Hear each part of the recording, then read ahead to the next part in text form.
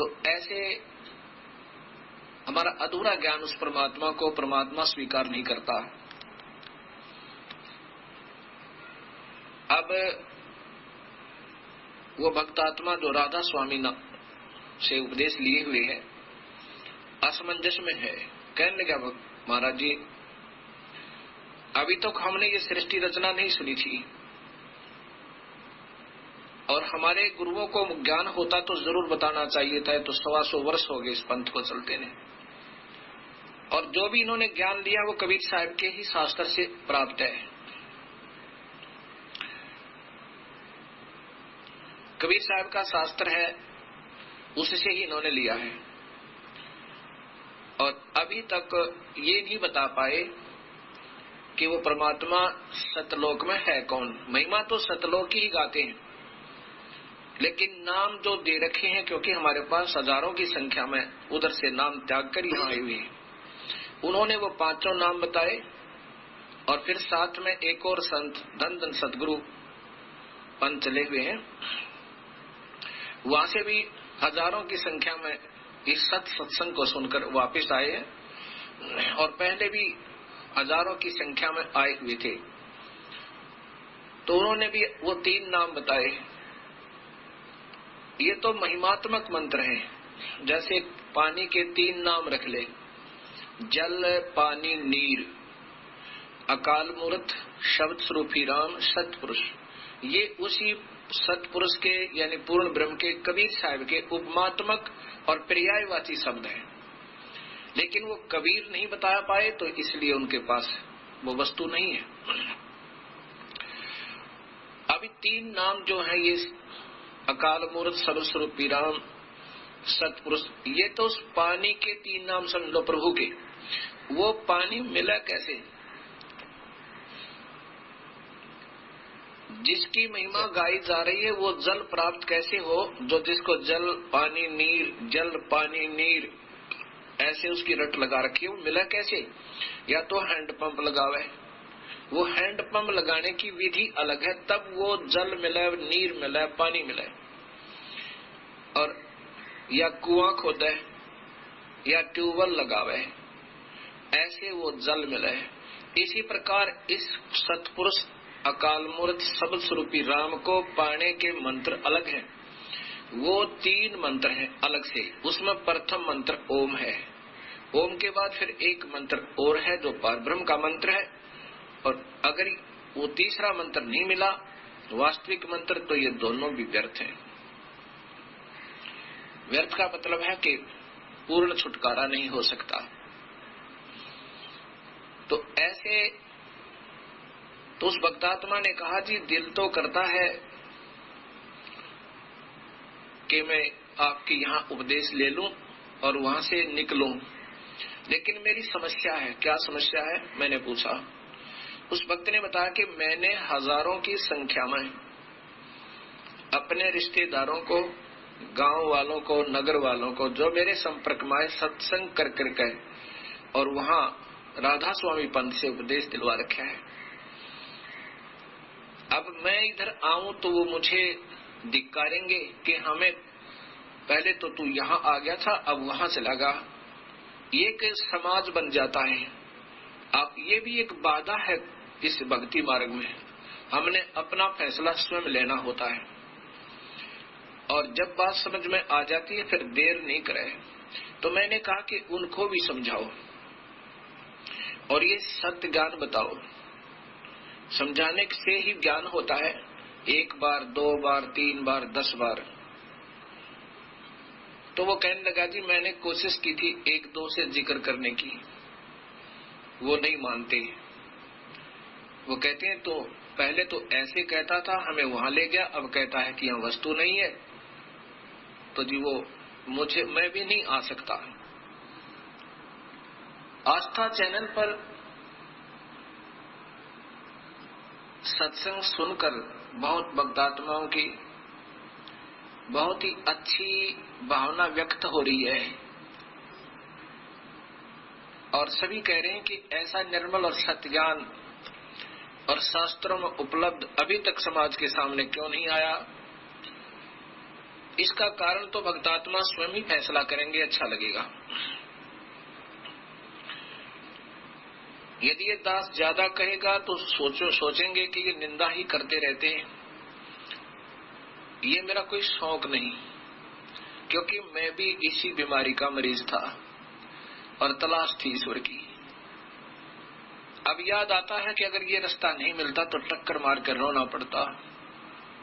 उस काल के लोक में असंख्यों युग हो गए हमने यहाँ पर चक्कर काटते आने, यही काल तक की पूजा करते हुए और काल ही के जाल में फंसे हुओं को। अब ये निंदा न समझे भक्तात्मा। अब जैसे जो सर्जन होते हैं, डॉक्टर होते हैं, वो मरीज के दर्द की परवाह नहीं करते कि इसको पीड़ा होएगी। मान लीजिए कई अनजान जो कंपाउंडर होते हैं, कंपाउंडर भी नहीं कह सकते हम उनको, जो इस बात से डरते हुए कि कहीं इस मरीज को दर्द हो और ये नाराज हो जावे और कल को तेरे पास ड्रेसिंग कराने ना आवे, अर्थात पट्टी ना करवावे, वो कंपाउंडर भी नहीं होते, वो लालची होते हैं, पैसों के पुजारी। वो उसका जीवन नहीं देखते मरीज का कि इसको अब थोड़ी सी पीड़ा हो जाए तो अच्छा है, ना आए तो ना सही, इलाज तो सही होगा। तो कंपाउंडर अनजान, कंपाउंडर भी नहीं कह सकते उनको, अनजान जो बिल्कुल स्वार्थी तत्व, वो डॉक्टर ही मरीज से डरेगा कि कहीं कल ना आवे और तेरी चमनी ना बने। और वो कहेगा, मरीज कहता है डॉक्टर जी मुझे चोट लगी है, पट्टी करना। अब वो पट्टी करता है, फिर कहता कल फिर आना या परसों आना। अब वो जाता है मरीज और कहता है डॉक्टर जी बहुत पीड़ा हो रही है, दर्द हो रहा है, इसको धीरे धीरे पट्टी को हटाना। अब वो पट्टी धीरे धीरे हटा करके और मवाद निकालना चाहे, पता तो होता है, लेकिन मरीज मर गया जी मत छेड़ो, काहे के डॉक्टर हो। तो वो बेचारा सोचे कि कल ना आवे तेरे पास ये मरीज और तेरी चवन्नी ना बने। ऐसे ही अच्छा भाई, पट्टी की और बांध दी ड्रेसिंग जा, फिर आया, फिर बांध दी, 1 महीने लटकाता रहा। जब नहीं आराम हुआ तो पहुंचा उस सर्जन के पास जो वास्तव में डॉक्टर था। वहां भी जाकर के मरीज ने कहा कि डॉक्टर जी मुझे पीड़ा बहुत हो रही है। कहा बेटा एक बार और होएगी थोड़ी सी, फिर नहीं होएगी। वो कहता नहीं जी दर्द नहीं करना, नहीं जी दर्द नहीं करना। दर्द तो बेटा एक बार थोड़ा सा होएगा और होएगा, फिर नहीं होएगा। उखाड़ के उस पट्टी को और दबा के ऐसे धीरे धीरे उसका निकाल का मवाद और फिर बांध का पट्टी भरकर दवाई जख्म के अंदर, और कहता बेटा परसों फिर आना। तीसरी पट्टी में ठीक हो गया। एक बार रोया मरीज, दुख भी हुआ, दर्द भी हुआ, लेकिन डॉक्टर का शौक नहीं था उस मवाद में हाथ दसाने का या उसकी आत्मा दुखाने का, लेकिन उसका परम कर्तव्य बने था, नहीं तो टांग कट जाती उसकी अगर वो ठीक से इलाज नहीं करता। तो आज भगत समाज को ऐसे ही पट्टी की जा रही है। कोई बीड़ी पी रहा है, पीता रहे, संतजन स्वाभाविक कहते हैं ऐसा नहीं करना चाहिए। मांस खाता है, मांस खाता रहे, और शिष्यों का पूरा समूह, जन समूह उपस्थित होना चाहिए ताकि हमारी महिमा और प्रभुता बनी रहे कि बहुत ज्यादा शिष्य है। ये संत की पहचान नहीं होती कि ज्यादा ही बहुसंख्या में वहां एकत्रित हो। संत की पहचान ज्ञान से और फिर समाधान से ऐसी ही हो सकती है।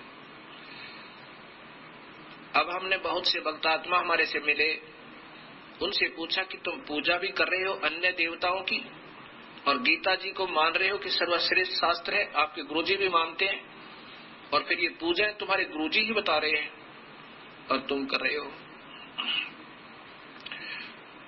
तो इससे सिद्ध हुआ कि तुम आपके गुरुदेव इसलिए नहीं मना कर रहे क्योंकि कहीं तुम कल को ना आओ और वो भीड़ कम हो जावे। नहीं तो गीता में लिखा है कि भूत पूजने वाले भूत बनेंगे, श्राद्ध निकालने वाले पितर पूजने वाले पितर बन जाएंगे, वो दुख उठाओगे, 84 लाख दुनिया भोगेंगे। मना किया गीता में, ऐसा कभी मत करना। ब्रह्मा विष्णु महेश अर्थात तीनों गुणों तक की पूजा को गीता में नकारा किया है। ब्रह्मा विष्णु महेश अनादरणीय नहीं है, आदरणीय है लेकिन पूजनीय नहीं है। जैसे वृक्ष की जड़ की पूजा की जाएगी, अक्षर पुरुष एक पेड़ है, निरंजन वाक की डार और तीनों देवा शाखा है, ये पात रूप संसार। शाखा को नहीं बीजा जाता, शाखा को मिट्टी में नहीं दबाया जाता, मिट्टी में जड़ दबाई जाती है और जड़ में ही पानी डाला जाता है, खाद डाला जाता है, अर्थात पूजा की जाती है। उससे फिर टहनियां प्रफुल्लित होकर के उसमें फल लगते हैं। ऐसे ही मूल परमात्मा कबीर साहब की पूजा करके हम इन ब्रह्मा विष्णु महेश से लाभ लेंगे। हम पूजा उल्टे तरीके से कर रहे थे, अब अनादरणीय नहीं है, क्योंकि हमें लाभ इन्हीं से मिलेगा। कब मिलेगा? जब हम पूर्ण परमात्मा कबीर साहब की पूजा करेंगे, पूरे संत का नाम लेकर। ऐसे अब जब एक बार तो भगत समाज को दर्द जरूर होगा कि ये महाराज जी सबके ही नसें पकड़ रहे हैं, सबको छोटा बता रहे हैं, घटिया बता रहे हैं। घटिया तो बिल्कुल कोई शब्द भी प्रयोग नहीं करूंगा, शास्त्रों में जो लिखा वो अवश्य बताना चाहूंगा। दर्द होगा 1000 व्यक्तियों को जो नकली मार्गदर्शन करके और अपने गुरु पद को प्राप्त करके स्वयं ही और स्वयं भी नरक में जाने की तैयारी और काल ही के जाल में रहेंगे और अनुयायी बना रखे। दुख तो होगा उनको 1000 को और कल्याण होगा करोड़ों का। इसलिए ये दास का शौक नहीं, मजबूरी बन गई, क्योंकि मैं इस मार्ग का सर्जन बन गया। मेरे गुरुदेव की कृपा से अपने कबीर परमात्मा की रजात है। अब मैं गलत नहीं बोल सकता, जो शास्त्रों में लिखा है वो प्रमाणित है। शास्त्र केवल वेद और गीता, ये तो ब्रह्म तक की साधना का है कि प्रमाणित ग्रंथ है, ये संविधान है। इससे अलग कोई संत नाम देता है, कोई मंत्र देता है, ओम नाम से अलग कोई मंत्र देता है, वो मंत्र नहीं है। चाहे वो ओम भागवते वासुदेव नमः है, चाहे वो ओम नमः शिवाय है, चाहे वो कोई भी दे रहा है, केवल ओम मंत्र ब्रह्म साधना का सर्वोत्तम मंत्र है। इसके बाद परब्रह्म की साधना का एक और मंत्र है। ये दोनों ही मंत्र मिलके सत नाम बनता है और उनसे ऊपर एक मंत्र पूर्ण ब्रह्म की प्राप्ति का है। ये मंत्र यहाँ से छुटकारा पाने के हैं, इनके ऋण उतारने के हैं। और पूर्ण परमात्मा का मंत्र फिर वो सारनाम बन जाएगा, 3 मंत्र का बनकर, वो उससे जीव का छुटकारा होगा। अब मेरा शौक नहीं उस डॉक्टर की तरह जैसे मैं मवाद में हाथ डालूं। अब सबके बारे में ये बता रहा हूं कि ये पूजाएं वो बता रहे हैं, ये पूजाएं वो संत बता रहे हैं, ये मेरा शौक नहीं। लेकिन जब तक तुलना नहीं होगी तब तक समाज समझ नहीं सकता।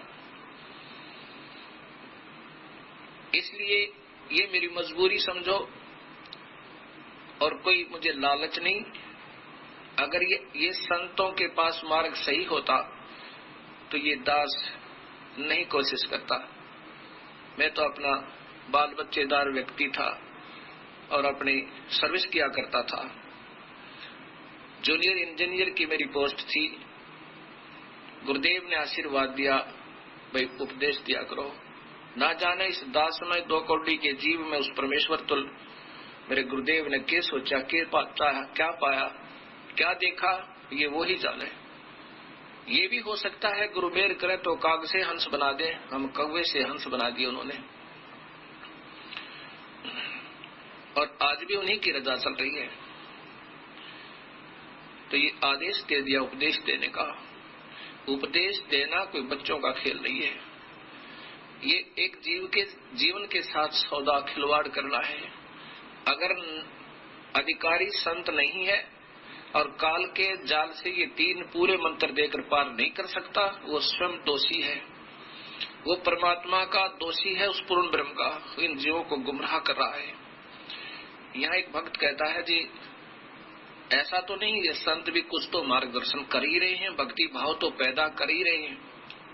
अब ये भक्तात्माओं की अपनी अपनी सोच है, क्योंकि भक्त तो भक्ति के भाव से ही बोला करते हैं और इतनी ही सोच होती है उनकी, वो ज्यादा बहस नहीं किया करते। अब मैंने उससे कहा, बोली आत्मा एक बात बता, आपके अंदर प्रभु की कसक तो पहले ही थी, आप तलाश कर रही थी। अब आप दिल्ली रेलवे स्टेशन पर खड़े हो, आपने जाना है कलकत्ता और टिकट भी बुक करा रखी है, टिकट आपके पास है। आपने किसी व्यक्ति से पूछा कि मैंने कलकत्ता वाली गाड़ी में बैठना, वो कौन से प्लेटफार्म पर लगेगी? उसने कह दिया कि सामने कलकत्ते वाली गाड़ी खड़ी है। आप निश्चिंत होकर क्या करोगे, उसमें बैठ गए, गाड़ी रवाना हुई और जब जा लिए श्रीनगर के पास, तब किसी ने आपसे पूछा कि कहाँ जा रहे हो आप कह रहे हो कि हम तो कलकत्ता जा रहा हूं। तो उन्होंने कहा, कलकत्ता कहां से आए हो? कि दिल्ली से बैठा था गाड़ी में, ये तो कलकत्ता वाली ट्रेन नहीं है। नहीं, कलकत्ता जा रही है, टिकट ले रखा मैंने। अरे नादान, ये तो श्रीनगर जा रही है। एक से विश्वास नहीं हुआ, दूसरे से पूछा, तीसरे से पूछा, तब यकीन हुआ कि तू गलत गाड़ी में बैठ गया। तो यहाँ वो भक्त कह रहा था कि संत तो सभी आदरणीय ही हैं, कुछ तो मार्गदर्शन किया ही है, उनका भी सत्कार चाहिए। अब आप बताओ, जिस मार्गदर्शक ने आपको कलकत्ता वाली ट्रेन की अपेक्षा और श्रीनगर वाली गाड़ी का इशारा कर दिया कि सामने खड़ी, इसमें बैठ जा, और आपको फिर वो मिल जाए, आपको क्या, उससे आप क्या प्यार करोगे? आप स्वयं सोच लेना। उसको सत्कार करोगे, कुछ तो मार्गदर्शन किया। इससे अच्छा तो ना करता, तो चुप खड़ा रहता और कह देता मुझे नहीं मालूम, तो आप वो एक से दूसरे से पूछते, तीसरे से पूछते, और फिर पूछ करके सही ठिकानी, सही ठीक ट्रेन में बैठ जाते। ऐसे ये संत जिन्होंने अभी तक ये नहीं बताया ब्रह्मा विष्णु महेश की माता कौन है, इनके पिता कौन है, और ये महिमा गा रहे, इनको अजर और अमर बता के, और ये स्वयं देवी भागवत आपने देखा था, अब फिर दिखा देता हूं। ये स्वयं स्वीकार कर रहे हैं कि हम तो जन्म और मरण के अंदर हैं, हम अजर अमर नहीं है, और इनको अजर अमर बता करके इन्हीं पर आश्रित किए हुए ये तीनों काल के पुत्र हैं। तो उन्होंने क्या मार्गदर्शन किया आपको? उस ट्रेन में बैठाने वाले की तरह कर दिया। अगर ये चुप रहते, भाई हमें नहीं मालूम वो परमात्मा कौन है। अब गीता जी में स्पष्ट लिखा है 18वें अध्याय के 62वें श्लोक में, ये देखिएगा गीता जी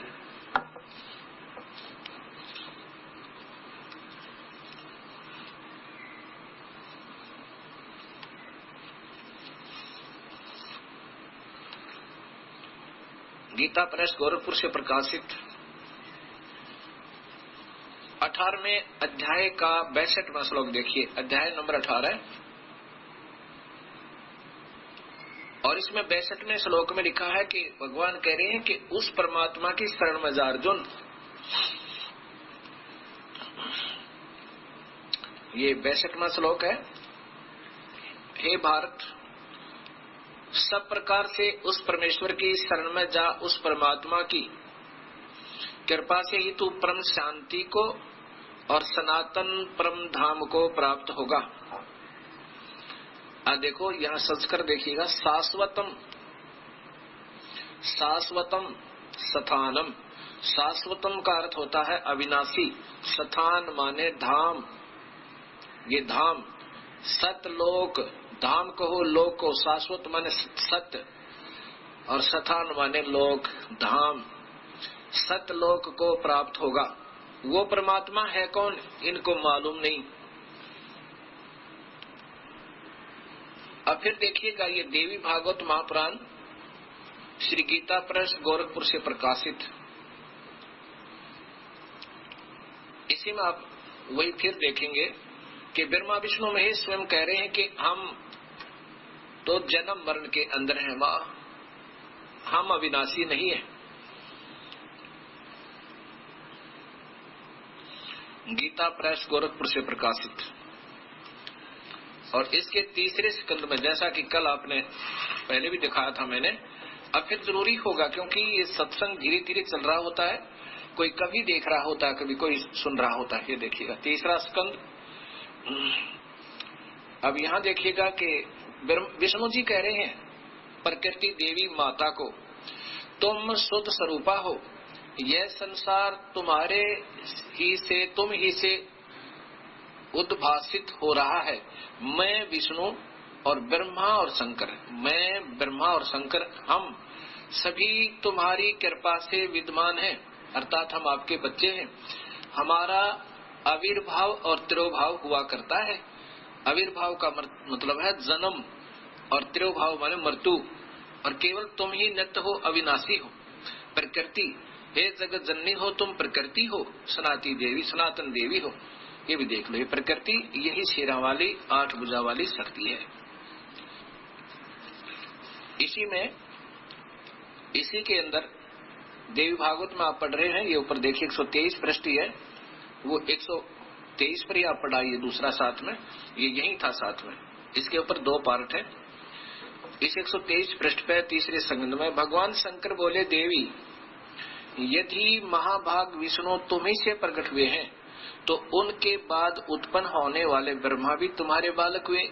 फिर मैं तमोगणी लीला करने वाला शंकर क्या तुम्हारी संतान नहीं हुआ? अर्थात मुझे भी उत्पन्न करने वाली तुम ही हो। इस प्रकृति से ब्रह्मा, विष्णु और शिव तीनों का जन्म हुआ। ये प्रकृति देवी है भी कहलाती है, अष्टंगी भी कहलाती है।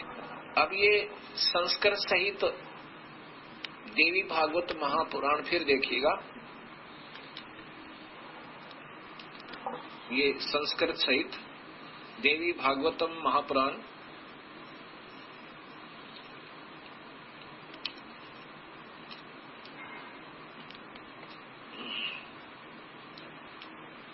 ये देखिएगा,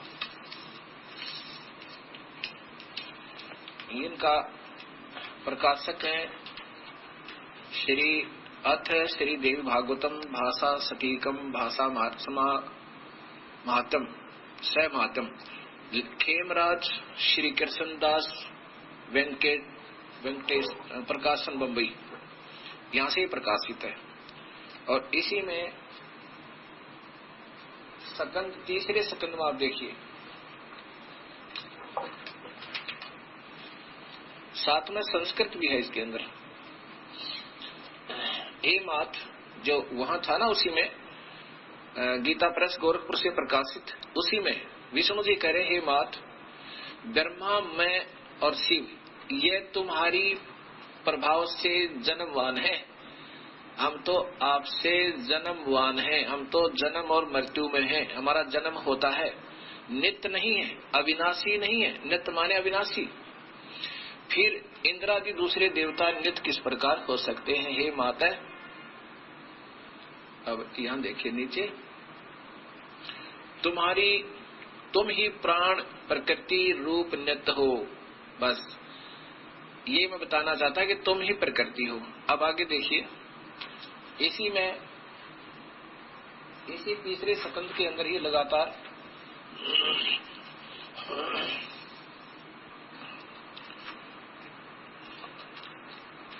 ये देखो, सब लोक के सृजन करने की इच्छा करने वाले, सब लोक के सृजन करने की इच्छा करने वाले हरि, ब्रह्मा और शिव, हरि विष्णु ब्रह्मा और शिव, यह सब तुम्हारे चरणाविंद की भक्ति और प्रीति को प्राप्त होकर कर सकते हैं। हे माता, यदि हमारे ऊपर आप दयायुक्त हो, यदि आप हम पर दयालु हो, आप हमारी माँ हो, तो हमको तमगुण में, शिव जी कह रहे हैं, मुझे तो तमगुण बना दिया आपने। किस प्रकार प्रदान किया? ब्रह्मा रजोगुण और हरि सतगुण। बताओ, कहते मेरे से ये नृत्य करवा रहे हो, सब जीवों को मरवा रहे हो, ये देखो मुझे तो तम गुण कर दिया। यदि आप दया, फिर देख लो, यदि हे मात, यदि हमारे ऊपर आप सदा दया युक्त हो, अगर आप दयालु हो तो हमको तम गुण में मेरे से ये अनर्थ जीवों का संहार करवा रही हो, मजबूरन तमोगुणी बना दिया, मैं मेरे बस की बात ना, प्रदान कर दिया। और ब्रह्मा रजगुण और हरि यानी विष्णु सतगुण। होय अब देखो भगत आत्माओं, कई भगत कहते हैं नहीं कोई गुण और हो सकते हैं। जब गीता जी को पढ़ते हैं, सुनाया हमने, तो ये आपके सामने है, रजगुण ब्रह्मा, सतगुण विष्णु, तमगुण शिव जी। और कहा कि हम तो जन्म और मरण के अंदर हैं, हम अविनाशी नहीं है। और अभी तक ये संत जन हमें यही बताया करते हैं, ब्रह्मा विष्णु महेश ये पूर्ण है, ये सर्वशक्तिमान है, सारी ब्रह्मांडों के रचनहार हैं, इनका कोई पिता नहीं, कोई माँ नहीं। तो जिन संतों ने ये ज्ञान दिया है, तो उनके पास समाधान क्या होगा ये समझ लेना। ये कैसे मंत्र देते होंगे, कितना पार कर सकते हैं आपको। अपनी फांसी निकलवा लो, ये कोई समय होता है, बार बार ये समय नहीं मिला करता। ये संत बेचारे चाहते तो है चाहते तो है हम कुछ बतावें, लेकिन स्वयं ही ज्ञान नहीं बताएंगे क्या। अब जैसे वो गलत ट्रेन में बैठा दिया, और कोई कहेगा कि कुछ तो बताया ही था उसने, क्या बताया था, इतना जीवन खो दिया। चुप रहते, ये ढूंढते फिरते कहीं सत्य के पास पहुंच जाते। ये नहीं जाने देते ये संत जन जो स्वयं ज्ञान नहीं, और लाखों की संख्या में, कोई हजारों की संख्या में अपने अपने आधार पर दंत कथाओं पर जीवों को आधारित किए हुए हैं। तो अब ये सोचना होगा, यदि कल्याण चाहते हो तो दोबारा आपको पुनर्विचार करना होगा भक्ति पर, और कोई बाधक नहीं है। जिस गुरु से मुक्ति नहीं होती तो फिर जीवन व्यर्थ होगा, तो उससे अपना पीछा छुड़वा ले और पूर्ण संत ढूंढ कर उपदेश ले ले। दूसरी बात ही नहीं है। ये मनुष्य शरीर का मिलना कोई बच्चों का खेल नहीं है। अब इस सच्चाई को सुनकर एक बार तो दर्द होता है, संतों को भी होगा, और हो सकता है अनुयायियों को भी एक बार बुरा लगेगा। लेकिन ये कुनीन समझना, और कुनीन यानी कड़वी गोलियों से ही रोग कटता है, मीठी गोलियों से नहीं कटता, टॉफियों से नहीं कटेगा, स्विस टेबलेट से बात नहीं बनेगी। ये तो कड़वी कड़वी सत्य सुनना होगा समाज को भी और संतों को भी। ये नहीं मैं कह रहा, ये कबीर पंथ में भी मार्ग नहीं है। और कबीर पंथ के अनुयायी जितने भी, गरीबदास जी महाराज का, गीसा संत जियों का, दादू जी का, उनमें ये 3 मंत्र का जाप और ये विधिवत साधना नहीं है। अपनी अपनी साधना दे रहे हैं। ये तो मेरे गुरुदेव जी ने मेरे पे कृपा की, ना जाने इस अनमोल भंडार को कहां छुपाए हुए थे। 116 वर्ष की आयु हो चुकी थी जब उन्होंने यहां से अपना सतलोक गमन किया, और ये दास उनसे केवल 7-8 वर्ष सतलोक जाने से पहले सन 1988 में इस दास ने नाम लिया था। 17 फरवरी 1988, और 1994 में इस दास के ऊपर ये वजन रख दिया, नाम देने का आदेश दे दिया, जबकि लाखों शिष्य थे उनके, किसी से नहीं दिया उनको नाम देने का आदेश। और सन 1997 में 26 जनवरी 1997 में सतलोक चले गए। नाम देने का आदेश देकर 3 वर्ष फिर लगभग इस दास के साथ रहे, 94, 95 और 96। और जब देख लिया कि हजारों की संख्या में शिष्य बन गए हैं, और उन्होंने कह दिया था उन प्रेजेंट उस समय के जितने भी शिष्य गुरुदेव के थे, मेरे गुरु भाई बहन थे, उन सब से कहा था, कम से कम सैकड़ों की संख्या में वहां उपस्थित भक्तात्मा थी, कि आज के बाद ये तुम्हारा सबका गुरु होगा, और जो इसको नहीं मानेगा तो वो मेरा नहीं होगा। और मुझे कहा था कि मैं तेरे साथ रहूंगा।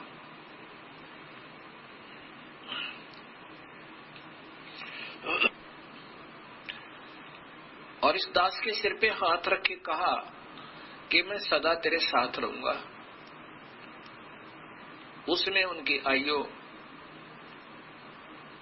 लगभग 112-13 साल की थी, वर्ष की थी। अब उनकी रजा से ये दास के ऊपर रजा हुई इस अनमोल मार्ग का मार्गदर्शन करने के लिए। अब ये नाम देना कोई बच्चों का खेल नहीं है। अपने से पर वजन धरना, इन एक अनमोल जीवन को बर्बाद कर देना, सतमार्ग ना बता करके, इससे बड़ा दोषी इस पृथ्वी पर कोई नहीं है। और फिर उसको बाहर फेंक दिया जाएगा, बिल्कुल शुद्ध घी हो जाएगा, फिर उसमें कोई कमी नहीं रहेगी। ऐसे ही राधा स्वामी के बारे में मैंने आस्था के ऊपर एक टिप्पणी की थी। टिप्पणी तो दास नहीं कर सकता, मैं तो इन संतों की धूल हूं, चरणों का जूता समझो मुझे इनका। लेकिन मैं भी प्यासा था और कुएं पर जाते थे, वहां पानी नहीं मिल रहा था क्योंकि प्यास बुझ नहीं रही थी, आत्मा तसल्ली नहीं पा रही थी। इसलिए जब हमें पानी मिला और पिया, पता चला कि ये तो वास्तव में बात तो कहीं और है, तब ये थोड़ा सा कहना मजबूरी बन गई मेरी। तो मैं केवल शास्त्रों के आधार पर, प्रमाणित ग्रंथों के आधार पर ही बताता हूं जो उन संतों और पंथों के अंदर प्रचलित है। तो मैंने उनको जब दिखाया था कि राधा स्वामी पंथ उस परम संत का चलाया हुआ नहीं है जिसको ये मुखिया माना जाता है, श्री शिवदयाल जी। इन्होंने स्वयं कहा है कि ये राधा स्वामी पंथ मेरा नहीं है, मेरा पंथ तो अनामी और सतनाम का है। तो फिर ये राधा स्वामी पंथ तो चलना ही नहीं चाहिए था। जब कुल मालिक इस पंथ का कह रहा है कि मेरा पंथ नहीं है, तो यही सोच लेना, इससे आगे बाद में चलना चाहिए समाज को। तब एक भक्त राधा स्वामी पंथ से उपदेशी इस दास को मिला और मुझे ये पुस्तक दिखाई। कहने लगे जी आपने जो पुस्तक दिखाई है और वही श्री सोंधी जी की लिखी हुई सारवचन राधा स्वामी सत्संग व्यास, ये मेरे पास है, इसमें तो कहीं नहीं पाई वो जो आपने दिखाई थी। क्या दिखाई थी कि ये देखो, सारवचन राधा स्वामी परम पुरुष पूर्ण धनी स्वामी जी महाराज के जबाने मुबारक से फरमाया। शिवदयाल जी ने जिनको इस राधा स्वामी धर्म का, यानी धर्म तो नहीं पंथ का प्रवर्तक माना जाता है, उसके मुख से राधा स्वामी सत्संग व्यास से निकले हुए वचन है। उन्होंने अपना बताया कि मैं बचपन से ही, महाराज जी अपने अपने ऐसे 17 वर्ष तक सुरत शब्द अभ्यास किया, योग अभ्यास किया और सन 1861 में सत्संग वसंत पंचमी के दिन खुले तौर पर आम सत्संग तुरंत शब्द योग का उपदेश शुरू कर दिया। उसके बाद यहाँ देखिएगा, उन्होंने अपने मुख से ये कहा, ये है हजूर स्वामी जी महाराज, ये है आदरणीय परम आदरणीय हजूर जी महाराज शिवदयाल जी महाराज। ये देखिएगा, राधा स्वामी दयाल की दया, राधा स्वामी साहेब, जबकि ये कहते हैं राधा स्वामी तो मेरा पंथ ही नहीं है। ये तो बाद में लिखा है इन्होंने अपने हिसाब से। तो कहा है वचन दो स्वामी जी महाराज की आखिरी रोज बिस्तर अंतर ध्यान होने के वास्ते हिदायत साधुओं सत्संगियों और सत्संगियों के खास जुबान मुबारक से फरमाया।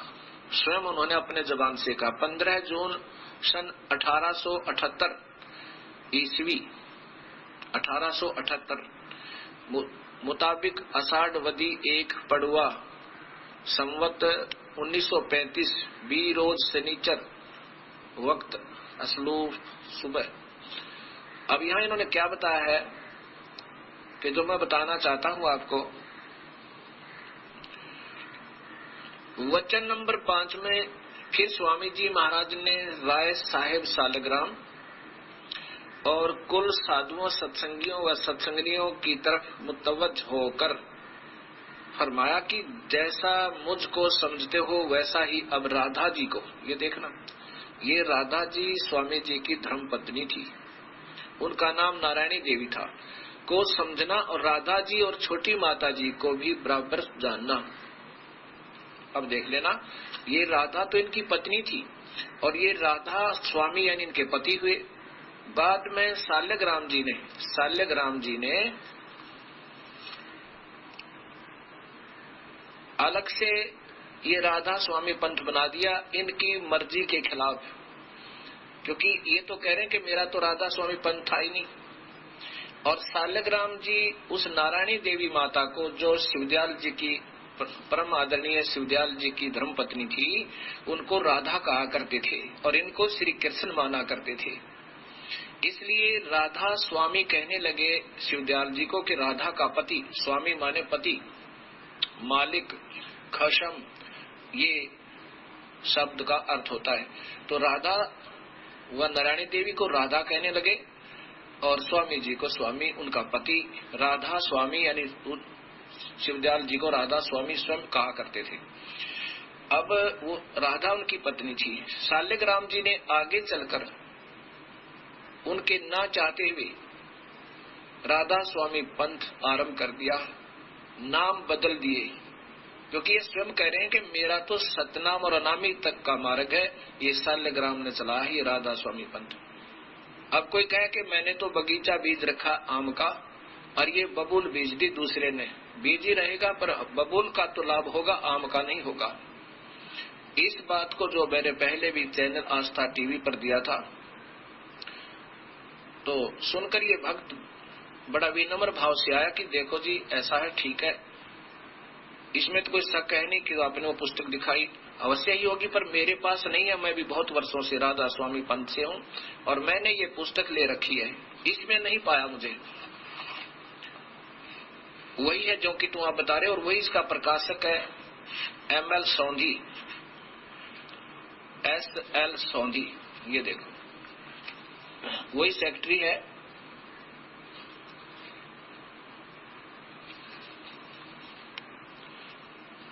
SL सोंधी, सेक्रेटरी राधा स्वामी व्यास सत्संग जिला अमृतसर। और वही मैंने उसमें दिखाया था कि यही उनका, ये सेक्रेटरी भी वही है, प्रकाशक।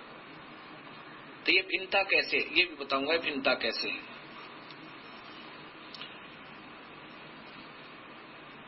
और कहा कि ये तो कहीं लिखा नहीं पाया कि राधा उनकी पत्नी थी, इसमें नहीं लिखा इस पुस्तक में। तो मैंने उसको दिखाया कि देखो भगत जी ये मेरे पास है, ये आपको फिर दिखाता हूं। अब ये देखिए वही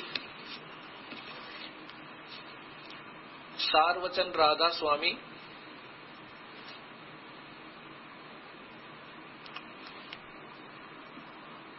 श्री हजूर स्वामी महाराज, राधा स्वामी सत्संग व्यास, और इसके भी प्रकाशक वही ML सोंधी, SL सोंधी ही है।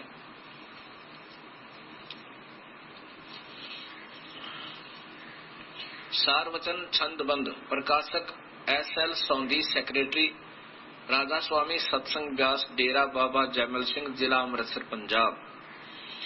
अब इसी में यही वचन ज्यों के त्यों है, और ये साथ में एक उर्दू में छपी हुई पुस्तक है, उससे हमने फोटो स्टेट करवा रखा है। ये आती तो थी नहीं, हमने किसी से फोटो वो करवाया इसका सलाह, तो ये ऐसा ही मिला। ये देखिएगा नीचे, ये उर्दू पढ़ने वाले समझ सकते हैं इसमें क्या लिखा है। इसमें क्या लिखा है ये अभी बताऊंगा, हिंदी में पढ़कर बताऊंगा आपको। ये उसी सार वचन वाली ही प्रश्न नंबर 8 से है। अब इसमें देखिएगा, इसमें देखिएगा भक्त समाज, ये सार वचन आखिरी, ये जो पुस्तक मैं आपको दिखा रहा हूं, अब उसके अंदर पढ़िए वचन जो श्री स्वामी जी महाराज ने आखिरी रोज पेशतर अंतर्ध्यान होने के वास्ते हिदायत साधुओं, सत्संगियों और सत्संगनों के खास जुबान मुबारक के को खास जुबान मुबारक से फरमाया, यानी स्वयं ही अपनी जुबान से कहा। क्या क्या? तारीख 15 जून 1878 मुताबिक अषाढ़ वदी पड़वा एकम संवत 1935 बीरोज शनिचर वक्त असल सभा है। अब क्या है आगे कि ये सारा कुछ वही बता रहा हूं जो मैंने आपको, ये देखियो नीचे। वक्त 8 बजे सुबह श्री स्वामी जी महाराज ने फरमाया कि अब चलने की तैयारी है। इसके बाद महाराज जी ने सूरज चढ़ाई और सब भास खींच लिया। सिर्फ सफेद डेले आंखों के नजर पड़ते थे और बदन कांपने लगा। नाखून हाथों व पैरों के पीले हो गए थे। फिर पाव घंटे बाद सूरज उतरी और उस वक्त यह फरमाया कि अब मौज फिर गई, अभी देर है। तब सेठ प्रताप सिंह ने पूछा कि कब की मौज है? उस पर फरमाया कि बाद दोपहर के। अब यहाँ बताओ, बाद दोपहर सब इकट्ठे हो गए।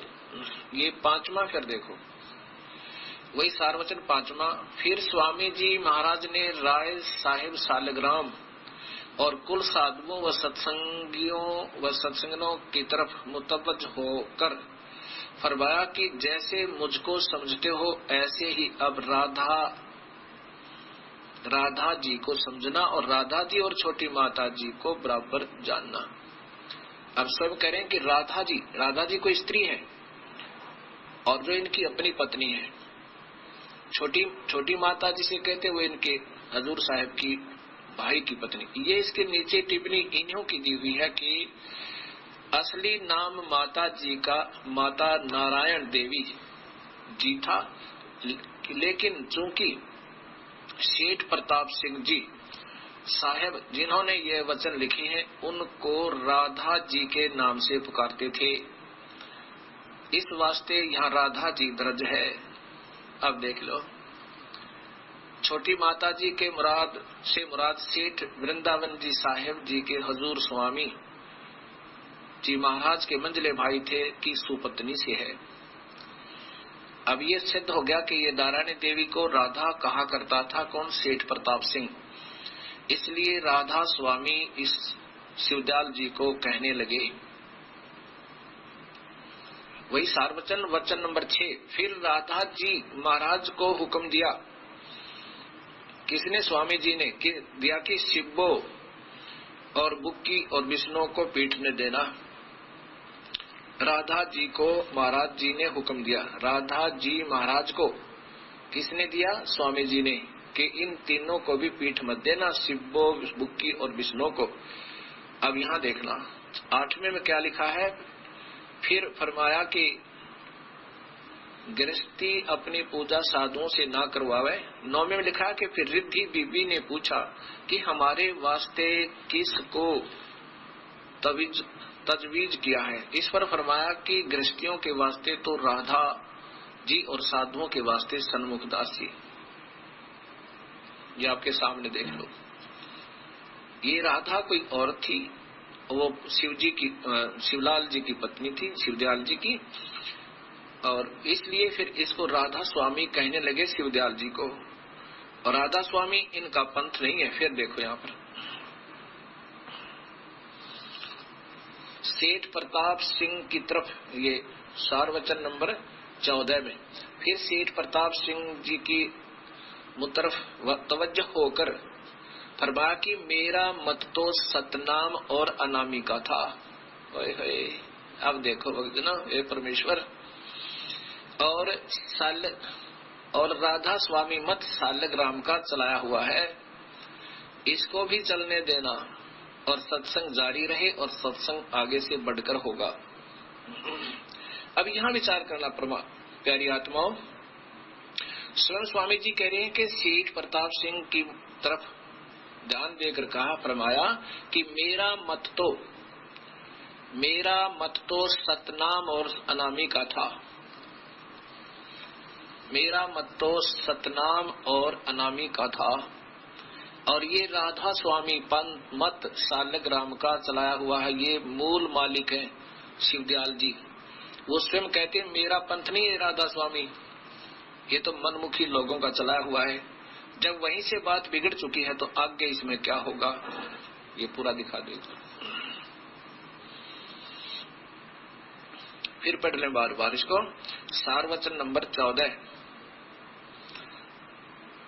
अब ये क्यों बताना चाह रहा है ये दास, क्योंकि मैंने कोई शौक नहीं है ये मवाद में हाथ देने की, यानी दूसरों को ये समझना कि ये निंदा कर रहा है, ये आपके सामने है। अब सार वचन 17 में सेठ प्रताप सिंह ने अर्ज किया कि शब्द खुले, इस पर फरमाया कि धुन का सुनाई देना और उसमें आनंद का प्राप्त होना, यही शब्द का खुलना है। बताओ, बस शब्द खुल गई, धुन आ गई, धुनात्मक शब्द कोई प्रकट हो गया तो मुक्ति हुई, ऐसा इनका मानना है। ये पूरा देखो।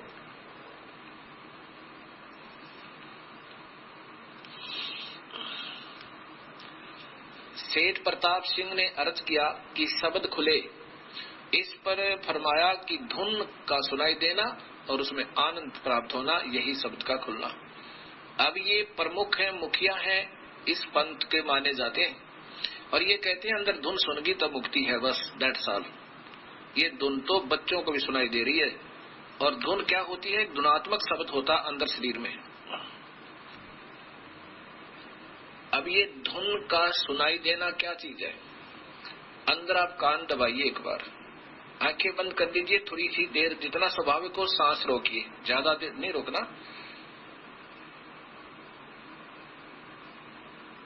अंदर आवाजें सुनाई देंगी, छोटी छोटी, जैसे झींगा शब्द होता है, झींगा एक पक्षी जीव होता है खेतों में, सुनसान में, ऐसी आवाज आती है और उसके बाद छोटी छोटी घंटियां सी आवाज आती है। ये 10-12 प्रकार की आवाजें अंदर से आती हैं। ये तो स्वाभाविक आवाजें हैं, ये तो हर इंसान छोटी मोटी जो साधना तपस्या करेगा उसको भी सुनाई देनी। किसी भी मंत्र का जाप कर रहा और ध्यान काफी देर तक मेडिटेशन करके ऐसे अभ्यास कर रहा, उसको भी सुनाई देना आराम हो जाएगा, कोई बड़ी बात नहीं। इसके बाद एक धुनात्मक शब्द होता है। धुनात्मक शब्द क्या चीज है, जैसे ढोल और एक डंडा होता है उसके बजाने का, एक ढोल होता है, एक उसको बजाने का बिल्कुल सही हिसाब का बना हुआ डंडा होता है, गोल गोल सा मुड़ा हुआ सा। अब उसको डंडे को उस ढोल पर लगाया जाएगा तो वास्तविक धुन होगी, और यदि उस डंडे का और कोई चप्पल लगावे या कोई चीज उठा के लगाने लग जावे, ऐसे लोहे का डंडा मारने लग जावे, धुन तो फिर भी होगी लेकिन वास्तविक नहीं होगी। धुन नाम से प्रकट होगी। जैसे ढोल का डंडा लगा वो विधिवत लगेगा, सही तो सही धुन होगी, और गलत डंडा लगेगा तो गलत धुन होगी, जो सार में, जो साजबाज में मिलेगी नहीं। साजबाज में मिलाने के लिए वास्तविक ही डंडा चाहिए जो ढोल के लगाया जाता है, और फिर बजाने वाला अभ्यास हो उसका सही, तो वो धुन सही होगी। ऐसे ही जिन संतों ने नाम गलत जाप किए उनसे भी धुन खुला, लेकिन वो नहीं खुला जो वास्तविक खुलना चाहिए था, क्योंकि पता चला कि वो 5 नाम देते हैं और उन 5 नामों के बारे में कबीर साहब ने कहा ये तो इस काया और शरीर में ही उलझे रहे, इसी में 5 मंडल काल ने उलझा रखे। वो 5 मंडल इसी एक ब्रह्मांड में फंसे रहने के वो 5 नाम अभी दिखाता हूँ आपको। पुस्तक को फारिग करता हूँ, पहले इसी पुस्तक को फारिग करता हूँ। राधा स्वामी दयाल की दया, राधा स्वामी साहेब, वही पुस्तक है।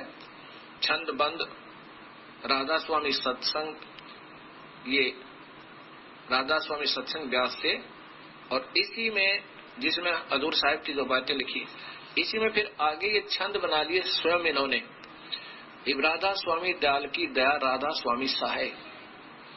अब क्या राधा स्वामी नाम जो गावे, अब नाम गाने लग गए राधा स्वामी, जैसे राधे श्याम राधे श्याम।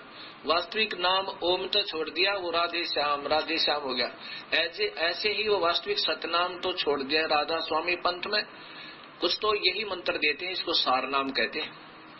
जो मेरे पास हजारों की संख्या भक्त आए, उन्होंने बताया कि ये नाम एक यहाँ हरियाणा में एक संत है, वो यही देता है, बस कहता है ये नामों 5 भी छोड़ दो, अब राधा स्वामी नाम जो गावे सोई तरे, कल कले सब नाश सुख पावे सब दुख हरे। ये अपनी बनाई हुई कविताएं हैं आने वाले भक्तों की। उस पुण्यात्मा शिवदयाल जी का नहीं है ये। कई भक्तात्मा जिन्होंने राधा स्वामी पंथ से आगरा और व्यास से नाम लिए हुए हैं, वो हमारे पास आए हुए हैं। उन्होंने दोबारा उपदेश लिया इस दास से। उन्होंने बताया कि ये 5 नाम ये गुप्त रखने को बताया था कि किसी को नहीं बताना। तो मैंने कहा कि वैद्य के पास जावे तो वैद्य को वो दवाई दिखा दे। मैं पहले जो गोलियां खाता था वो वैद्य ही बता सके ये किस बीमारी की है। ये ठीक है तो ठीक है, खाते रहो और ढंग से खाना, उसको सच बताएगा, डॉक्टर गलत नहीं बताता। तो मैंने उनसे कहा कि आपने वो बताइए कौन से उपदेश ले रखे थे। तब उन्होंने बताया कि ये नाम थे। तब मैंने उनको इस शब्द दिखाया कि कबीर साहब के शब्द से इन्होंने ये 5 नाम निकाले हुए, और 5वां शक्ति का नाम है, उस माया का शक्ति नाम है। उसकी जगह इन्होंने सतनाम फिट कर लिया। क्या लिखा है कबीर साहब का शब्द है, संतो शब्द है शब्द बखाना, और शब्द फांस फंसा सब कोई वो शब्द नहीं पहचाना। शब्द नाम को भी कहते हैं और शब्द धुनात्मक भी होता है। अब जैसे कहा कि प्रथम ब्रह्म स्वयं इच्छा से 5 शब्द उचारा। ब्रह्म ने ये 5 शब्द इस जीव को धोखा देने के लिए उच्चारण किए। सोहम ज्योत निरंजन निरंकार शक्ति और ओंकारा, ये 5 नाम। सोहम निरंजन निरंकार शक्ति, शक्ति की जगह उन भक्तों ने बताया कि हम सतनाम दिया गया था। और ओंकारा, ओंकार।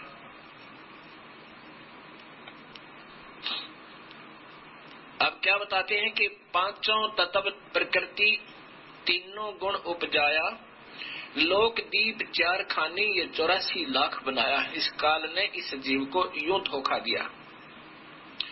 शब्दय काल कलंदर कहिए शब्दय भ्रम भुलाया। काल के भी मंत्र हैं, शब्द है, नाम है, और काल की भी धुनात्मक शब्द है। और 5 शब्द की आशा में ये सर्वस्व मोल गवाया। कबीर साहब की वाणी सुना रहा हूं आपको। शब्दय ब्रह्म प्रकाश बैठ के बैठे मुंदे द्वारा, शब्दय निर्गुण शब्दय सरगुण शब्दय वेद पुकारा। शब्द ने भी, वेद ने भी नाम का ही आधार बताया, लेकिन अधूरा बताया, केवल ओम नाम, उसके बाद गुप्त कर दिए। जैसे गीता जी के 17वें अध्याय के 23वें श्लोक में ओम तत्सत, ओम तो सीधा ठीक है, तत्सत ये संकेतिक नाम गुप्त कोड वर्ड बता दिए। वो फिर वो पूरा संत बताएगा, जो गीता जी के 4थे अध्याय के 34वें श्लोक में भगवान कह रहे हैं कि उन संतों ने ढूंढ लिया अर्जुन जो इस तत्व वेद के जानने वाला हो, और उसी से उपदेश लेकर बेड़ा पार करवा। 5 शब्द 5 है मुद्रा काया बीच ठिकाना। शब्द प्रकाश बैठ के बैठे मुंदे द्वारा, शब्द निर्गुण शब्द सरगुण शब्द वेद पुकारा। सभी नाम नाम शब्द शब्द धुनात्मक कहते फिर रहे, लेकिन सही ज्ञान नहीं हुआ। शुद्ध ब्रह्म काया के भीतर बैठ करे अस्थाना, और ज्ञानी योगी और सिद्ध सभी शब्द में उड़ जाना। इस धुनात्मक के आनंद में उलझे पड़े हैं। 5 शब्द 5 है मुद्रा, 5 ही ये मंत्र हैं इस एक ही ब्रह्मांड में उलझाए रखने के लिए। ये 5 मंडलों में इनको उलझाए रखते हैं। कौन कौन से मंडल हैं? एक तो इंद्र का लोक, फिर ब्रह्मा का लोक, विष्णु का लोक, शिव का लोक। इंद्र का लोक ब्रह्मा का, विष्णु का, शिव का। और इस काल ने एक और जाल बना रखा हर ब्रह्मांड के अंदर। एक नकली सतलोक, अलखलोक, अवनामी लोक भी बना रखे। एक नकली उसको सतलोक कहता है, ये जिसको ब्रह्मलोक कहा है। ब्रह्मलोक के कोने में महासुरग बना हुआ, ये 5वां मंडल है। 5 शब्द 5 है मुद्रा, ये काया बीच ठिकाना इसी शरीर के अंदर ही है। और कबीर साहब का मार्ग तो इस शरीर से भी बाहर है, अभी दिखाऊंगा आपको। पांचों शब्द पांच है मुद्रा, यानी पांच नाम का एक एक नाम का अलग से साधना करनी होती है। वो किस किसने की और उनसे फिर क्या उपलब्धि हुई ये बताया जाएगा। पांच शब्द पांच है मुद्रा, काया बीज ठिकाना, जो जिसका आराधन कीना उसको वही करत बिखाना। जिस जिसने जिस मंत्र का जाप किया और जिससे उसकी जितनी उपलब्धि हुई उसने उतना ही वर्णन कर दिया। शब्द निरंजन, ये ज्योत निरंजन, शब्द ज्योत निरंजन, चांचरी मुद्रा है नैनन के माही, अर्ता को जाने गोरख योगी वहां तेज तप माही। ज्योत निरंजन जाप किया किसने? गोरखनाथ जी ने बहुत घोर तप करके फिर से कुछ उपलब्धि पाई। त्राटक ध्यान लगा के और पाया क्या? सिद्धियां, आकाश में उड़ जाना, मुर्दे तक को जीवित कर दे, इस ज्योत निरंजन नाम के जाप से और काफी वर्षों तक घोर तप करके ये सिद्धियां आ सकती हैं, लेकिन ये व्यर्थ है। शब्द ज्योत निरंजन, चांचरी मुद्रा है नैनन के माही, ताको जाने गोरख योगी महा तेज तप माही। शब्द ओंकार भूंचरी मुद्रा, ये मुद्राएं आती है शरीर की, जैसे तो खेचरी, ऐसे तालू पर जीभ लगाना और फिर उससे कुछ अमृत रस की क्रिया थोड़ी थोड़ी हो जाए, आनंद सा आने लग जाए। ये आनंद ही काल का जाल है, इससे कोई लाभ नहीं होगा। कोई का तात्पर्य है कि पूर्ण मुक्त नहीं हो सकते। शब्द ओंकार भूंचरी मुद्रा, त्रिकुटी है अस्थाना, और व्यास देव ताही पहचाने, व्यास जी ने, और चंद सूर्य ते ही जाना। ओम नाम का जाप, ओंकार ऐसे करके, ओंकार इसका जाप ऐसे होता हूँ, बहुत घोर तप करके कहते। फिर इससे अंदर एक वस्तु दृष्टि गोचर होती है, जो दो दल का कमल प्रकट हो जाता है। सोहम शब्द अगोचरी मुद्रा, भंवर गुफा अस्थाना, इस काल ने ऐसा जाल फैला रखा है हर ब्रह्मांड के हर लोक में। एक ब्रह्मांड में जैसे शिवलोक है उसमें भी भंवर गुफा है, विष्णु लोक है उसमें भी भंवर गुफा है, और ब्रह्मा के लोक में भी भंवर गुफा है। और फिर जब उसमें ब्रह्म लोक में प्रवेश करते हैं, महास्वर्ग में जाते हैं, उसमें भी भंवर गुफा है। इंद्र के लोक में जाते हैं उसमें भी भंवर गुफा है। अब जो जहाँ की साधना करता है वो उसी लोक में जाता है, फिर वो उस भंवर गुफा में प्रवेश करता है। यहाँ लिखा है कि सोहम शब्द अगोचरी मुद्रा, भंवर गुफा अस्थाना, सुखदेव मुनि ताही पहचाना, सुन अनहद को गाना। अब सोहम शब्द का जाप सुखदेव ऋषि ने किया और कहाँ पहुंचा? स्वर्ग लोक में, विष्णु जी के बैकुंठ में। और उसमें भी जब भंवर गुफा में जाते वहां सबत एक सोहम सोहम सोहम ऐसी धुन हो रही है, और उसको फिर कहते अपने कानों से अनहद शब्द, अनहद माने जो कभी समाप्त ना हो, जिसकी हद ना हो, उसको सुन के और उसमें मगन हो गया और स्वर्ग तक पहुंचा सोहम जाप करके। शब्द रंकार खेचरी मुद्रा, 10वें द्वार ठिकाना, ब्रह्मा विष्णु आदि लग रंकार पहचाना।